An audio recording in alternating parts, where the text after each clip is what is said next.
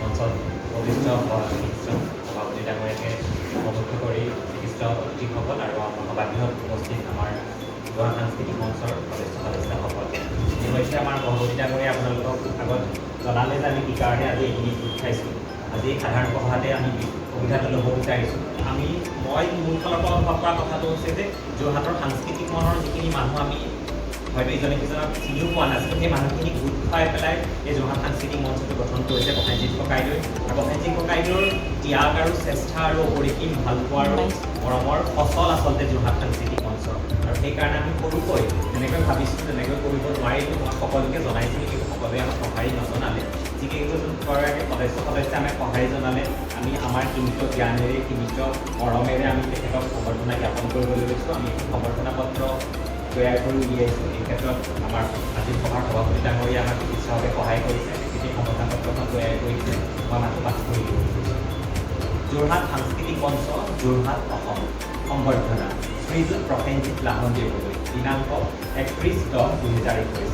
শ্ৰদ্ধা ভাজনী জয় জয়তে আমি সাংস্কৃতিক মঞ্চৰ সমূহ সদস্যই আপোনাক আন্তৰিক মৰম আৰু শ্ৰদ্ধা জ্ঞাপন কৰিছোঁ।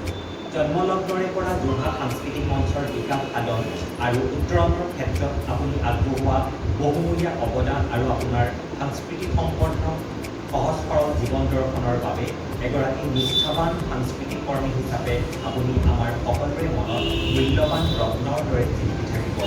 এই অতীৰ্থ আপুনি যোৰহাট সাংস্কৃতিক মঞ্চৰ সাধাৰণ সম্পাদকৰ দায়িত্বত থাকি বিগত দিনবোৰত আত্মজনৰ সহায়ৰ ক্ষেত্ৰত আৰু সমাজৰ উন্নতিৰ হকে বহুখিনি বৰঙণি আগবঢ়াই যোৰহাট তথা অসমত যোৰহাট সাংস্কৃতিক মঞ্চৰ ভাৱমূৰ্তি উজ্জ্বল কৰি আহিছে।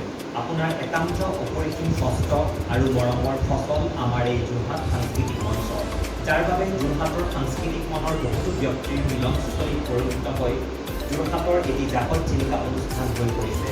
আপোনাৰ সুন্দৰ তথা সুচাৰু প্ৰতিনিধিত্বই আমাৰ এই অনুষ্ঠানটিক সাংস্কৃতিক ক্ষেত্ৰখনৰ দুটাতৰা হিচাপে জিলিকি তুলিব। তাৰ বাবে আমাৰ সহযোগ সদায় থাকিব। আজি এই সুন্দৰ মুহূৰ্তত আমি যোৰহাট সাংস্কৃতিক মঞ্চৰ কেইগৰাকীমান সদস্যই আপোনাক অনেক শ্ৰদ্ধা আৰু মৰম জনাইছোঁ।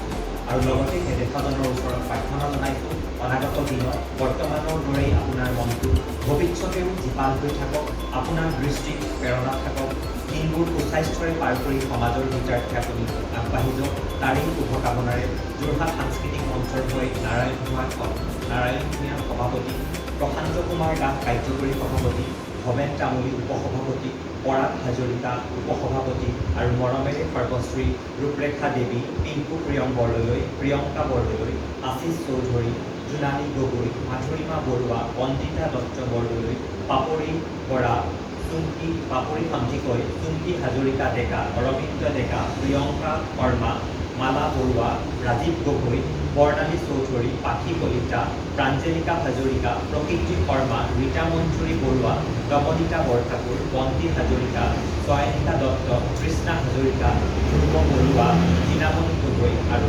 গীতাঞ্জলি বৰা। এই সম্বৰ্ধনা পত্ৰখন মই আজি সভাৰ সভাপতিত্ব কৰি থকা শ্ৰীযুত প্ৰশান্ত কুমাৰ দাসক তাকেই প্ৰসেনজিৎ ককাইদেউক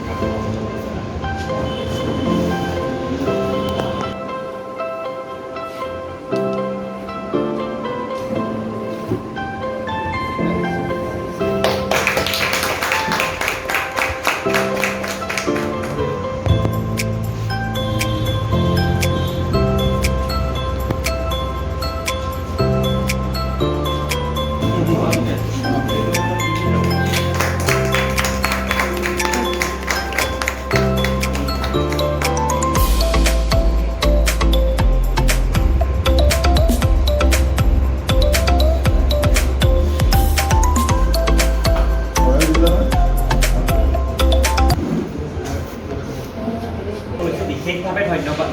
এই অনুষ্ঠানটিৰ বাবে কৃতজ্ঞতাৰ পাত্ৰ আছিলে ৰূপৰেখা দেৱী বাইদেউৰ মনতে এই চিন্তাটো উদয় হৈছিলে। তেওঁৱে প্ৰথমতে এই কথাটো ভাবি পেলাই মোক জনাইছিলে, তাৰপিছতে আমি বাকীসকল সদস্যক জনালোঁ। যোৰহাট সাংস্কৃতিক মঞ্চৰ যিমানকেইগৰাকী সদস্য আছে গ্ৰুপটোত প্ৰত্যেকগৰাকী সদস্যকে আমি ব্যক্তিগতভাৱে জনাইছিলোঁ। আৰু যিকেইজন সদস্যই আমাৰ এই প্ৰচেষ্টাটো সুন্দৰ প্ৰচেষ্টা বুলি ভাবি পেলাই আমাক সহায় আগবঢ়ালে, আমাৰ লগত সহযোগিতা কৰিলে, তেখেতক আমি সকলোলৈকে ইয়াৰ পৰা আমি বিশেষভাৱে কৃতজ্ঞতা জ্ঞাপন কৰি আজিৰ এই সম্বৰ্ধনা অনুষ্ঠানটো ইয়াতে সমাপ্ত কৰিছোঁ। আৰু প্ৰসেনজিৎ লাহন ককাইদেউক আশাৰ বক্তব্য ৰাখিবলৈ অনুৰোধ জনাইছোঁ। ধন্যবাদ।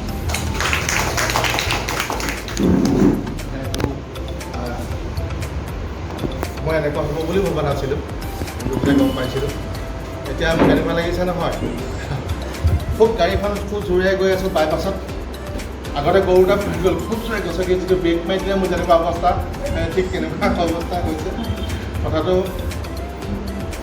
আটাইলৈকে মই মৰম আৰু ধন্যবাদ জ্ঞাপন কৰিছোঁ।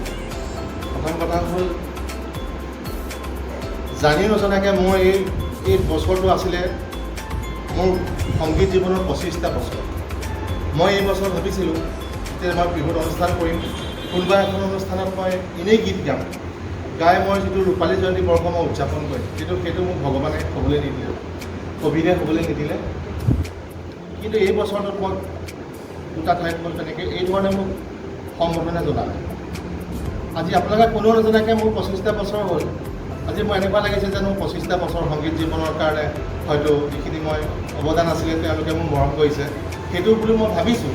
আৰু তাৰ উপৰি মই এটা কথা কৈছোঁ, যিখন ঘৰত ডাঙৰে সৰুক মৰম কৰে, সৰুৱে ডাঙৰক সন্মান কৰে, সেইখন ঘৰ কেতিয়াও ভাঙি নাযায়, সেইখন ঘৰৰ সদায় উজ্জ্বল ভৱিষ্যত থাকে। যোৰহাট সাংস্কৃতিক মঞ্চ আজি নহয়, মই আজি এই সভাত কৈছোঁ, যোৰহাট সাংস্কৃতিক মঞ্চ অনাগত 100 বছৰ ধৰিব, মই মৰাৰ পাছতো গ'ল। আৰু মোৰ সপোন আছে যোৰহাট টাউনৰ মাজতে একথা মাতি লৈ এনেকুৱা এটা ঘৰ বনাই আমি ইয়াতে এনেকুৱা ধৰণে আমি নিজে মিটিং কৰিম, নিজেই নাচিম, নিজেই গান গাম, আমাৰ উঠি অহা প্ৰজন্মৰ কাৰণে কিবা এটা কৰিম, সেইখিনি মোৰ সপোন আছে। আজি আপোনালোকে মোক এই যি সন্মান মৰম দিলে, সেইটো মোৰ জীৱনত থাকি যাব মোৰ মনত। আৰু